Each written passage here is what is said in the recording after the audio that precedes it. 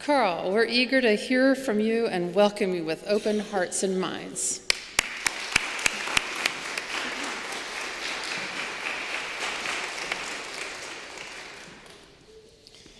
Thank you so much, Marion, and it's a real privilege to be with you here today, and I'm looking forward to our opportunity to interact and wrestle with this really important issue of restorative justice.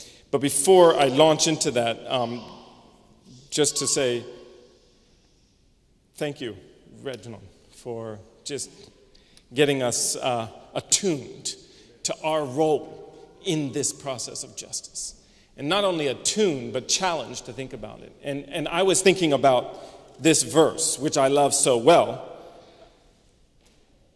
Let justice roll down like waters and righteousness like a mighty stream. We know that verse. It's said over and over again. It's the title of a book that we carried into Richmond when we looked at our interracial church plan, community development work by Dr. John Perkins. Let justice roll down. That and the Bible were probably the two books we were carrying in there together. Dr. Perkins talks about reconciliation, redistribution, and relocation as the 3 R's of the work that we're called to do as the people of God in this process. And as I was praying and meditating and reading from the Word this morning, and this is ad lib now, so you're going to stick with me, but I feel like this is what the Spirit's saying.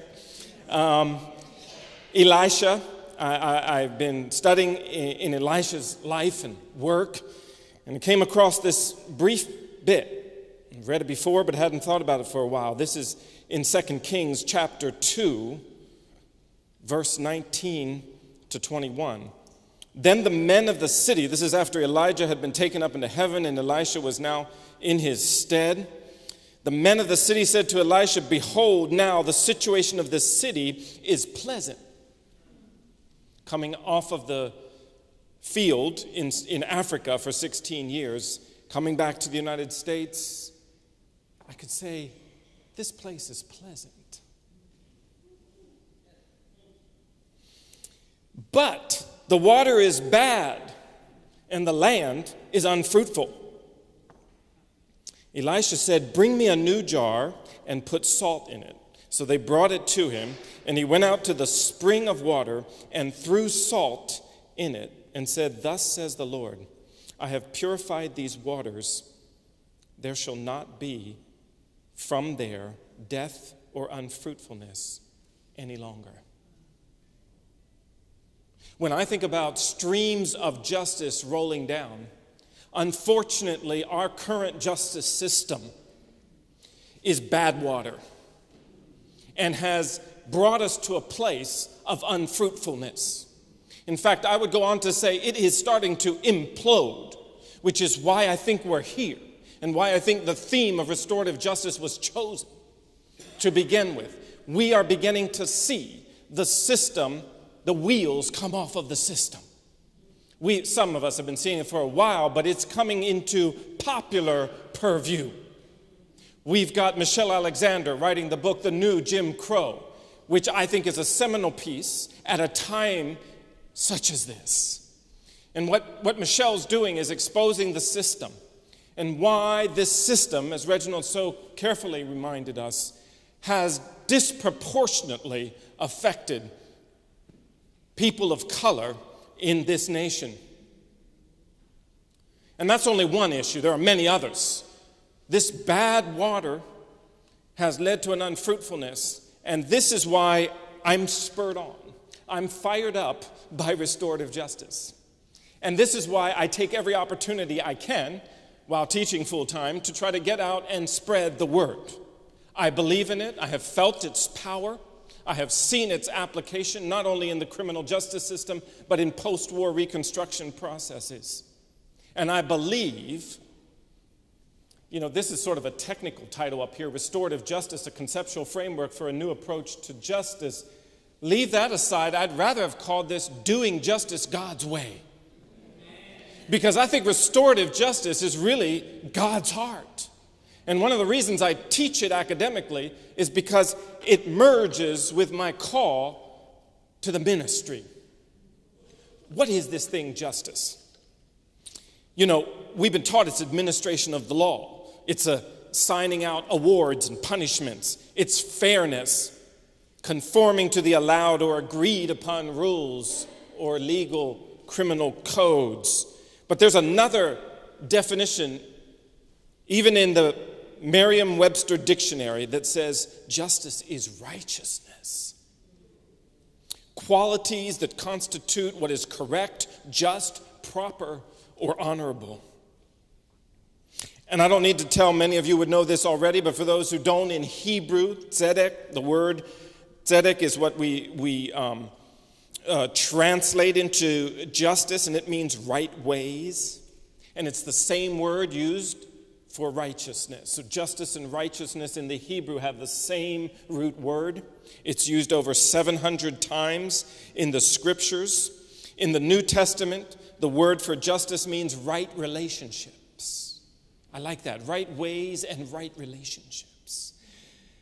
So for me, biblical justice, righteousness is this, simply this: being right, in right relationship with God and others, doing right, not only just being, that takes care of the personal, but what does it mean for the social and the structural? What does it mean to reach out of our own private interior worlds and touch the world with justice? So being right, doing right, and then putting right, because we're all going to offend. Being right, doing right, and putting right with God and others. When I look at the biblical concept of justice, I see God's justice spans a much larger and longer view than which is contained in our human law or recorded history. It seems to me as I read the scriptures that God's primary purpose for government, based on Deuteronomy chapter 1, 8 through 19, is in fact to administer justice. Not just government, but also we as Christ's followers are mandated to practice justice. Micah 6, 8, Hebrews 11:33.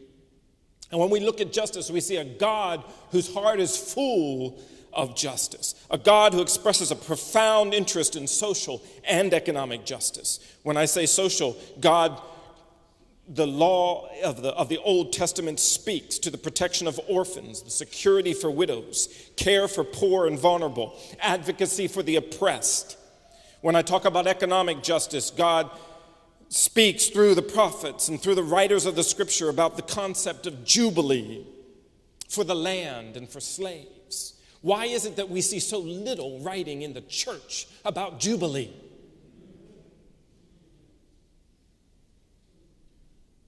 Every 7 years, land would go back to the original owner. Slaves were freed. There was a readjustment. I call that God's redistribution plan. No unjust scales or interest, usury. God was concerned about that. He was concerned about coveting others' property. God is concerned about changing boundary markers. If we move the markers of the land that we supposedly own, which is really his. So when I think of a biblical vision of justice, there are many. There's the Isaiah 58 about the true fasting. There's Isaiah 61, the year of the Lord's favor. Jesus used that as his mission statement. There is this beautiful vision of a new heaven and a new earth in Isaiah 65, verses 17 to 25. If you haven't read that, I'd encourage you to go back there. It's a beautiful vision. It's a vision of the elderly living for a long period of time. It's a vision of babies being born without dying quickly, a few years or a few ties, a bit later. It's about people building houses and growing vineyards and then reaping that and being able to live off of their own land, live in their own houses, not build houses for the elite, but live in their own houses, not grow grapes and crops for multinational corporations, but to eat from their land, to sit under their tree, and for there to be peace. A fabulous vision that I would challenge you to come back to. And I could speak more and more about this justice. In my studies, it seems to me that we have at least 5 principles of biblical justice that are important, and I'm just going to go through them briefly. The first is found in Genesis and Numbers, and that is the principle of the blood crying out from the ground. What do I mean by that? That's a metaphor for history and our histories of bloodletting, and how those histories are always before us. My African brothers and sisters had this amazing saying. They would say, your past is always before you. What did that mean? Not that we lived in the past, but unfortunately, if we did not recognize and deal with and heal the past, we walked with that past and we acted on it in the present and in the future.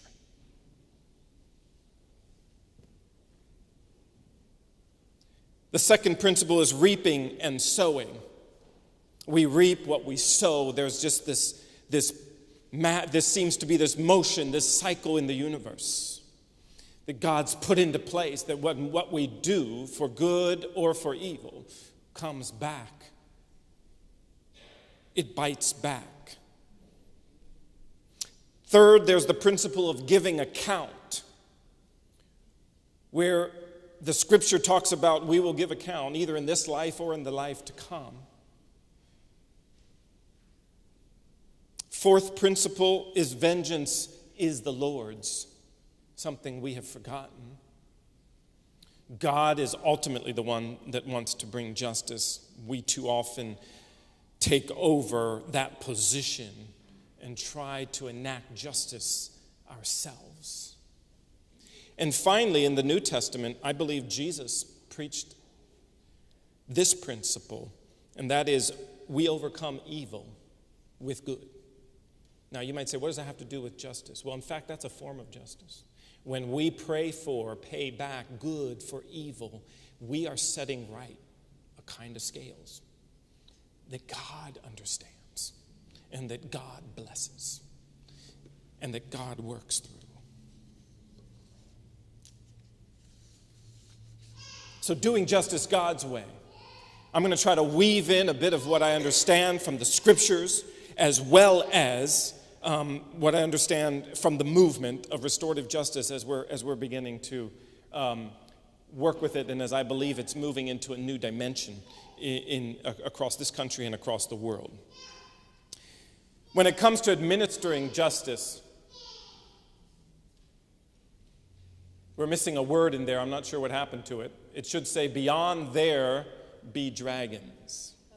In ancient cartography, map making, we understand that every once in a while, at the edges of the map, when the map makers didn't know what was out there, because they made maps by running the boats, the ships close to the shore when they could visual mapping, and when they got too far and they couldn't see the shore, that was a pretty frightening place to be at that time. And so they would scrawl on the edge of these maps, beyond there be dragons.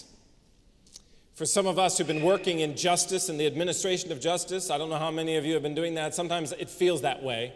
There are some days where I feel like I've walked into dragon territory.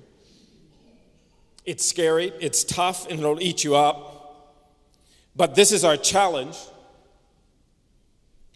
And so I'm going to continue to wrestle with this.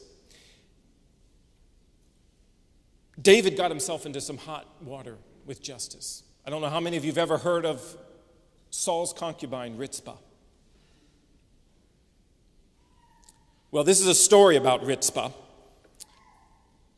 You'll find the story, if you want to look at it a little bit more, in 2 Samuel 21, verses 1 through 14.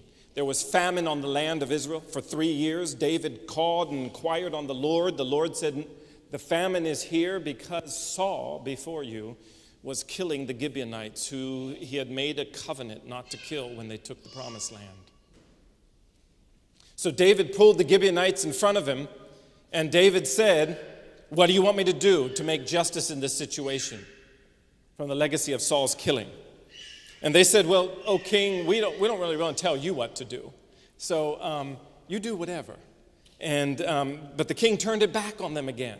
And they thought in terms of what we often think about, and that is revenge. And so they said, even though David had essentially offered them repayment, restitution, or blood revenge, they took the blood revenge. And they said, fine, give us 7 young men of the house of Saul, and let us put them to death. They took 2 sons of Rizpah, the concubine of Saul, and they took 5 sons of the daughter of Saul. Gave them to the Gibeonites. The Gibeonites hung them in public and did not take their bodies down to bury them. And the Bible tells us Rizpah took sackcloth and spread it out on a rock and guarded the bodies of those 7 for the entire harvest season, night and day.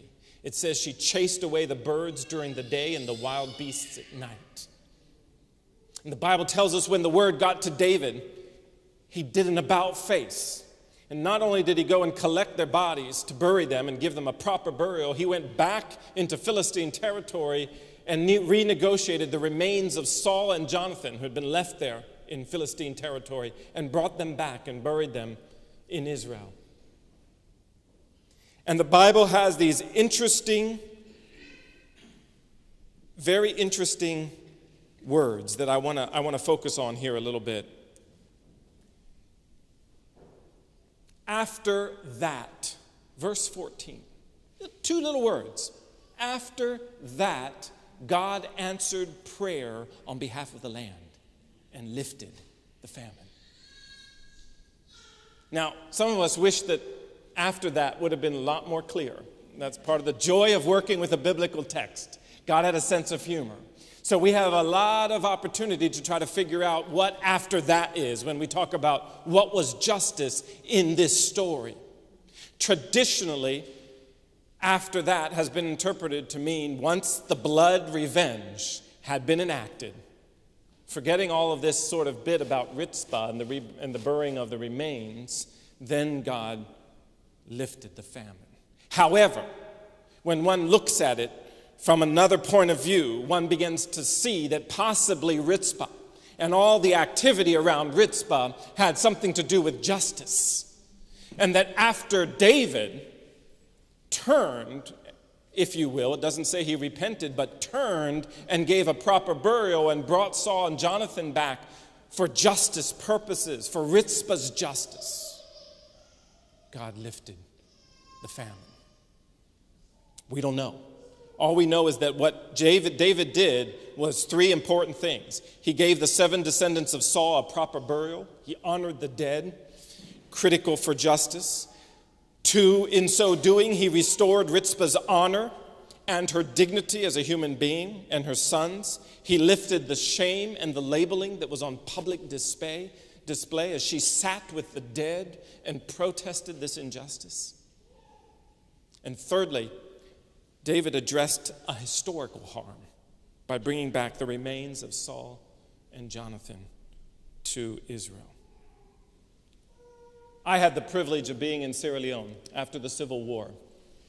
And it was one of those crisis moments in my work. I was with the refugees in the camp when they got the news from the global community that all the rebels and all the militia that had caused such destruction in Sierra Leone for 12 years.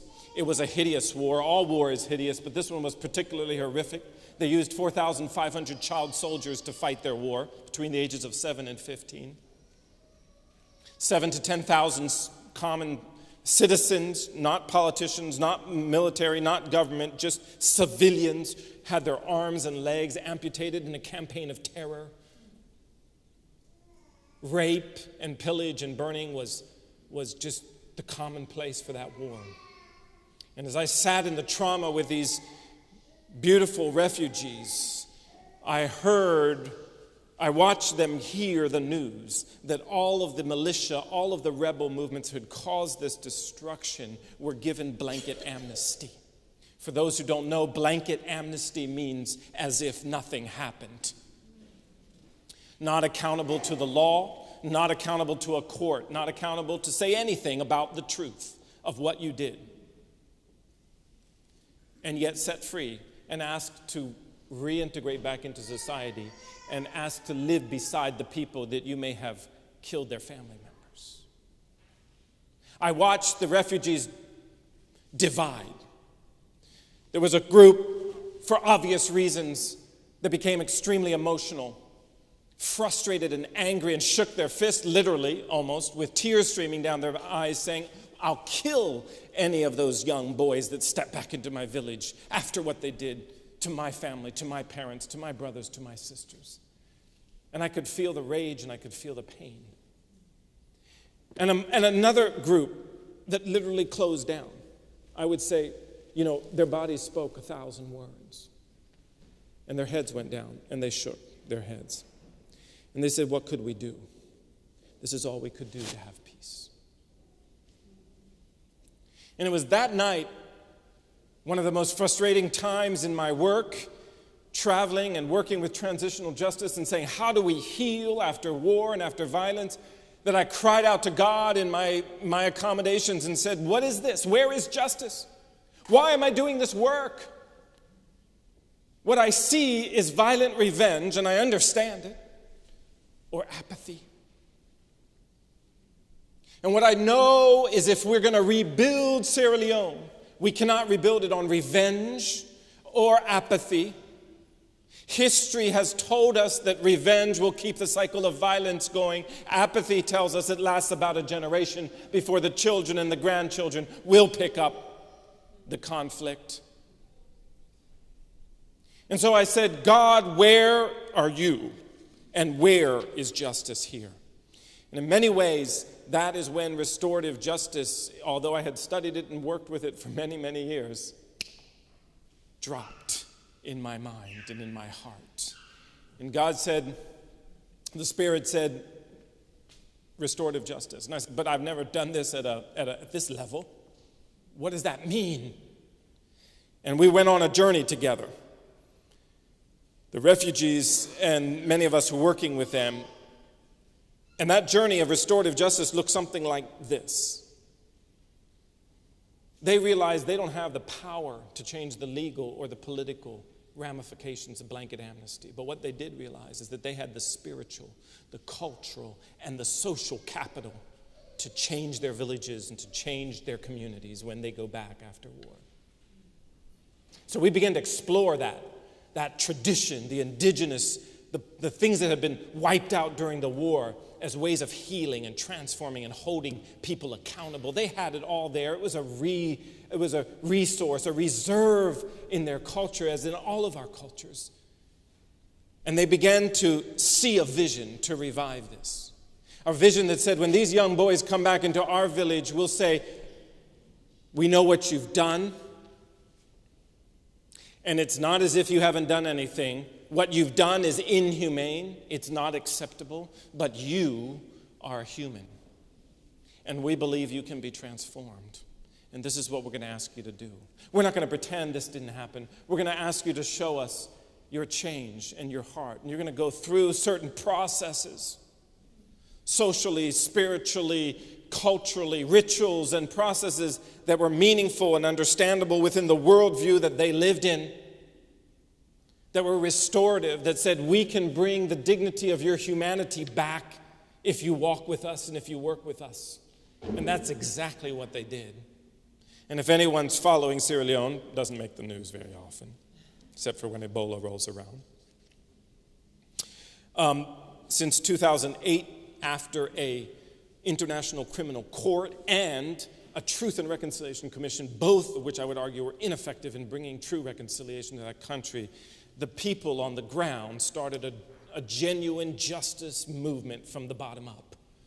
It's called Famble Talk, Family Talk in Creole.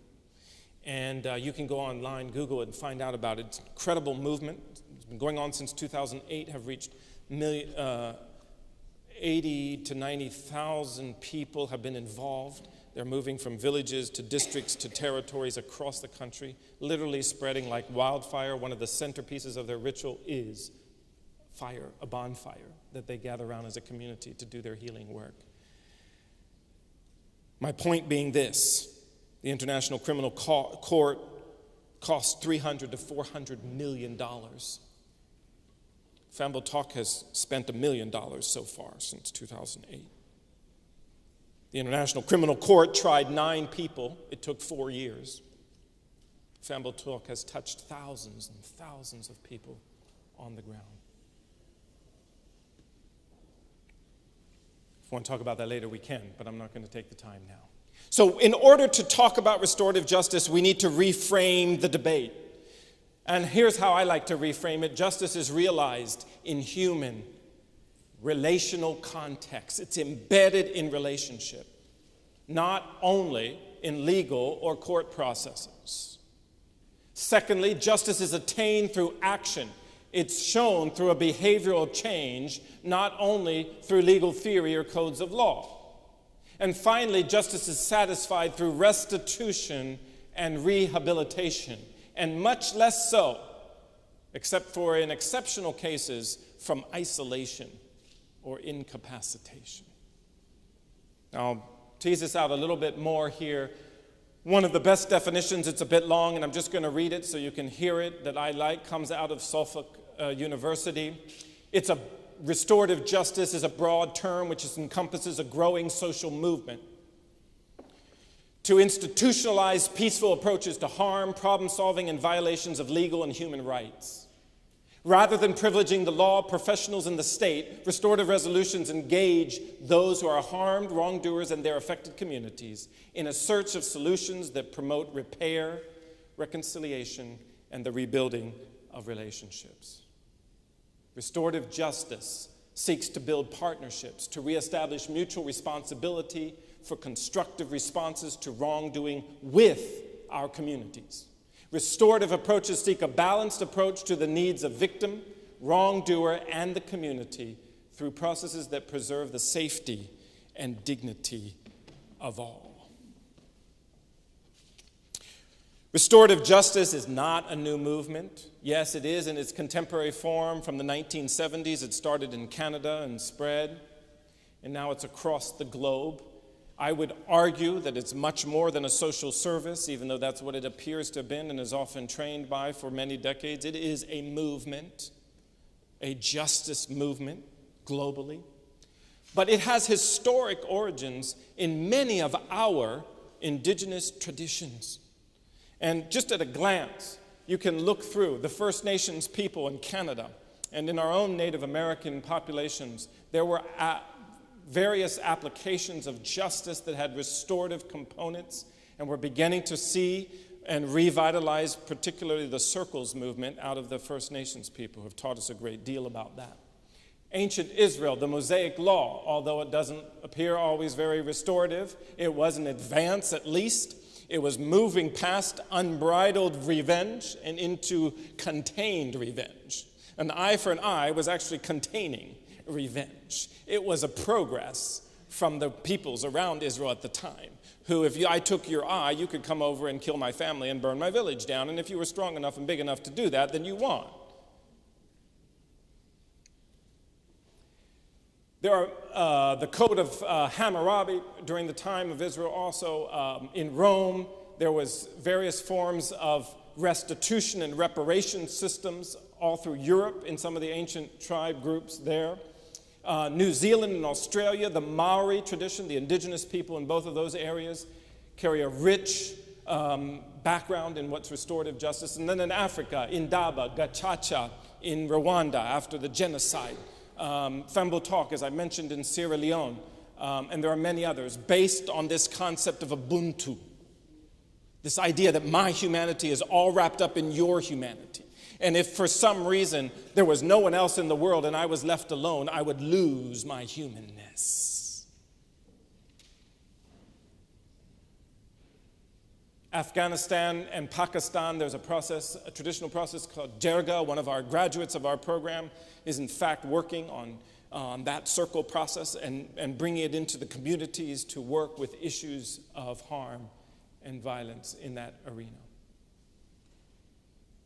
So how did our criminal justice system get to the place where it is? Well, there are many turning points, and I'm not going to give you a whole history lesson of our justice system, but let me just mention this pivotal point. In 1066 AD, Henry I, this is the Middle Ages, detailed offenses against the king's peace. First time ever. Up until that point, the villages that made up a kingdom handled each of their justice processes locally. First time a king made a decree that if you steal a bread in this village, your village elders don't deal with it. You bring them to me. Now, in legal studies, there's two interpretations of this, sort of like Scripture. The most positive one is that this is the beginning of standardization and centralization, which was important because stealing bread in different villages sometimes brought very different kinds of punishments, depending on which village it was. And so there needed to be some sort of way to keep from this arbitrary punishment that was unfair. The more cynical interpretation of this is most likely this king had taxed his villages to the point where he couldn't tax them anymore before they rebelled, and he had to figure out another way to make money. And so to bring every offense into the court allowed him to fine every offender.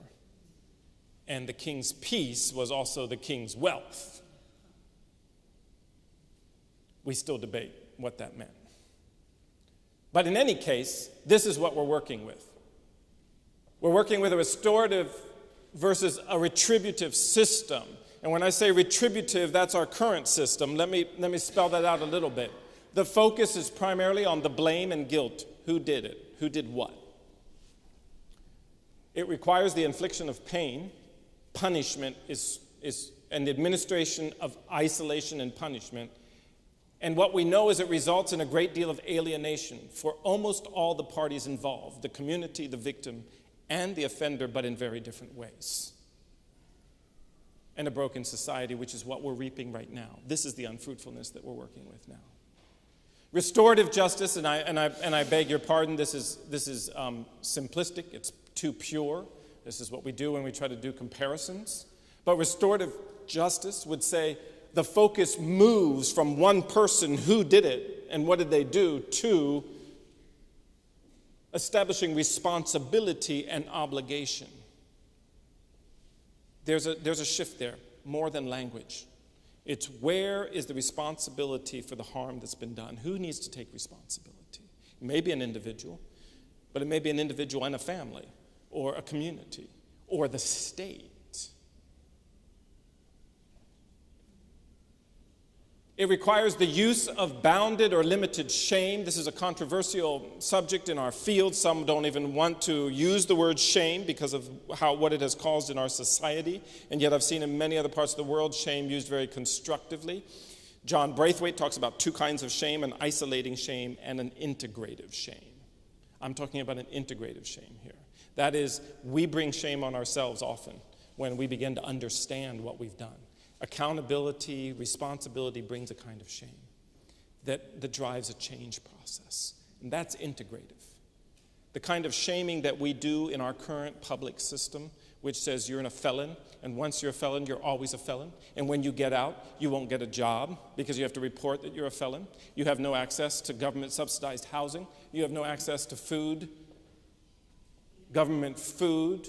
You can't live with your family because they will be harboring a felon. You can't vote.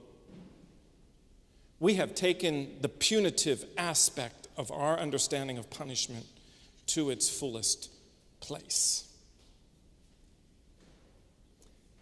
Restorative justice administers reparations and rehabilitation, ideally, and it works at reintegration and healing, and our goal is harmony and order. Restorative justice has at least three major pillars in its process. Someone needs to acknowledge the wrongdoing. We have no restorative process if no one claims responsibility for doing harm. Secondly, our process should restore power, dignity, and equity. That's the whole point. Justice processes should. Unfortunately, many of our justice processes do not. Thirdly, restorative justice, unlike our current system, addresses future intentions. Essentially, restorative justice asks a whole new set of questions. And if you don't remember anything I've said, if someone asks you what was restorative justice, try to remember these three questions, because they shift the whole discussion about justice and crime. First is, what harm has occurred? That's the first question we ask. Not who did it, but what harm has occurred. Second question, what needs have arisen from that harm? So it's much bigger than just who did it and how do we punish them. It's what harms have been conducted, what are the needs that are growing out of that, the ripple effect of those harms, and finally, whose obligation or responsibility is it to repair that harm? Take any given violation between human beings and ask those sets of questions, and I guarantee you'll come out with a slightly different process than our current criminal justice system. You may not come out with a completely restorative process, but you're going to come out with a different process. And it's going to be a more creative process, and more likely, a more satisfying process. Reginald reminded us so nicely about the Bible's description of restorative justice. And when I finally began to read the Bible with restorative justice lenses, the narrative leapt from the pages in so many situations. David is a great example of taking responsibility and obligation after his sin with Bathsheba and the killing of her husband Uriah. The mirror story of the prophet's role bringing, that was a bounded kind of shaming. And David taking responsibility and then sitting in the fire, I call it. Sitting in the fire of the fact that there were consequences for those decisions he had made in many different ways. We have that saying, that proverb, we need to feel the heat in order to see the light. That's restorative justice if it's done well. We have the story of Paul working with offenses in the Corinthian church. And I don't know if you remember this, 1 Corinthians 5, 1-5 is where Paul speaks with quite dramatic language, quite alarmingly, at this young man who's sleeping with his stepmother. And the church is apparently not doing anything about it. And Paul's saying, wait a minute. Now, I've worked with church conflicts long enough to know that those verses can be really dangerous. Just enough of the Bible to be dangerous. And so one of their favorite things in there when we're getting particularly hot is when Paul said, leave him to Satan. As if that was a curse or something, a kind of condemnation. But in fact, I believe what Paul was saying there was when you step out from under the grace of the church, under the grace of God, you step into the scheme of another. And that's one of the consequences. But we see that Paul rectifies this in 2 Corinthians 2, 5-11. And he uses a word there, and we don't know if it's the same incident, but scholars believe it is. There was no names attached, so it's hard to completely confirm that, but there was enough evidence that this was probably a second letter of Paul, who said, okay, you've done enough. They took him so seriously that they really ostracized this brother. And Paul said, you've done enough. Don't drive him to excessive sorrow. I believe that's another word for isolating shame, for alienating shame. And Paul said, forgive him and bring him back in, a restorative move. And then Zacchaeus, we know that well. But if you look closely at that, reparations and rehabilitation, we don't know the rehabilitation happened with Zacchaeus just being in the presence of Jesus. I wish I could have been there for the conversation around the dining table. But what we do know is when they came out in public, Zacchaeus was a different man. Not only was he interested in repaying what he had stolen from the poor, half of his possessions to the poor in an indirect way, in a broad sense of the way, to say publicly, I'm going to pay back for what I've done. But directly, he committed himself to 4 times, not just, I'll pay you back for what I cheated you, but I'm going to give you back 4 times more than I cheated you from. Most of those codes of law that I mentioned to you just now as part of the roots of restorative justice were in fact elaborate codes of restitution and reparation. So, what's a model of restorative justice? Let me go through this quickly. It's a bit small. I apologize for that. Restorative justice takes justice beyond what our current state does. Our current state justice system would look at itself as a primary actor. The state speaks for the victim. It speaks for the community. And the offender is the other central piece to our current justice system. So our current justice system is about a quarter of the pie, if you will. It revolves around the offender and the state. The victim and the community have been left out for a long time, and one of the most promising strengths of restorative justice is we're bringing the victim's voice back into the justice equation. So restorative justice says we bring the victim, we bring the community back in. And we could take more time later to talk about what the community might be if there's questions around that. That needs to be defined with each and every context. The state is interested in law and order in the middle. That's their interest. The community's interest is peace and security, you see below that. But the offender's interest is fairness or due process, for those who understand the legal terms. The victim's interest is satisfaction or vindication, as we call it legally. And then on the outside are the roles of each of those parties. The offender is to pay restitution. At this point, sometimes offenders do, but the state is only successful in collecting about 30 to 50% of the restitution that they require in court. With restorative justice processes, when people meet face-to-face, we've discovered from most of the research that's been done, the repayment rate jumps to about 80 to 90%, or 70 to 80% success rate in all the restitution being paid. And sometimes it's directly to the victim as opposed to through the state. But in any case, the state has a role to compensate the victim and the communities. The community has a critical role to help in the healing of the victim and in the rehabilitation, the transformation of the offender. There are many processes of restorative justice. Victim-offender conferencing involves the victim and offender in a crime coming together with their support networks. Family group conferences grew out of New Zealand, where they've actually legislated their entire juvenile justice system as a restorative justice system since 1989, the first country in the world to do that. We're watching that model closely. Unfortunately, it hasn't gone to their adult system yet. Circle processes are being used in schools, in businesses, in communities, and in the court system. Community restorative boards and panels where representatives of the community hear the situation and decide as an arbitrative board. Restorative justice is being used in schools and now on university campuses, being transformed over and over again. Their judicial affairs offices.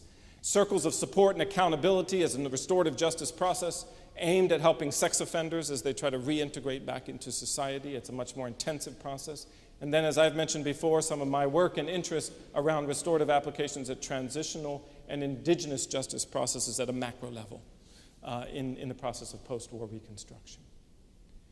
What are the values driving this? And I'm almost finished now. Encounter, inclusion, reintegration, and amends. When I read the book of Philemon, or Philemon, depending on where you're from, I find a radical letter. We've sanitized so much of Scripture that we don't even know how radical it is. But I believe what Paul was asking of Philemon in that letter was radical on all four of these fronts. First of all, Paul says, I'm sending Onesimus back to you, the slave who stole from you. I'm sending him back to you. So you're going to have to meet each other. He's coming back into your household. Encounter. It's personal. This thing is personal. But it's also public. And Paul says he's coming back to you, though, no longer as a slave. Paul's saying, we're changing the whole structure here. So there's a structural change. But now, Paul says he's coming as a brother in the Lord. So there's a whole different relationship, and there's a spiritual link now between Onesimus and Philemon.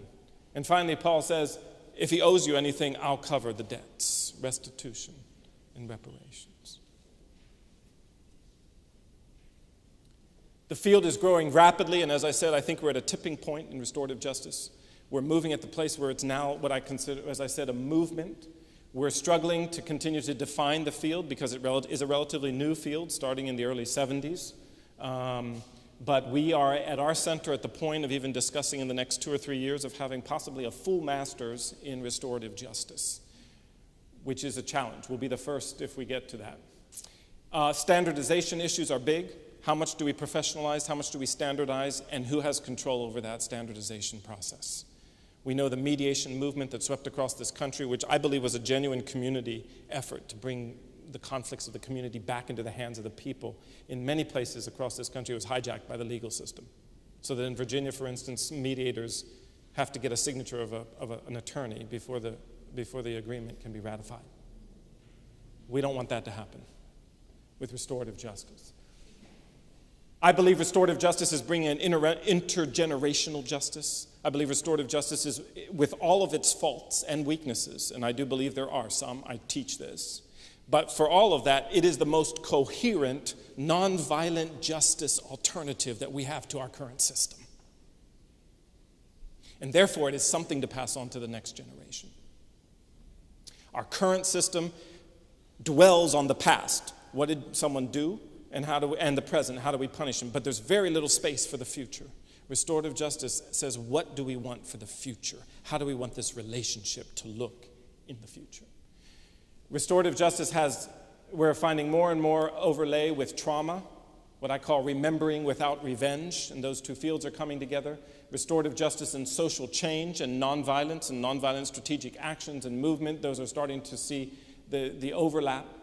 Restorative justice is now being used as a community building process. It's actually a community assets-based process where it actually is building the social capital in urban communities in many parts of this country in very exciting ways. And finally, we're designing more and more culturally appropriate, what I call hybrid models for transitional justice at a macro national level. I'm going to close with that.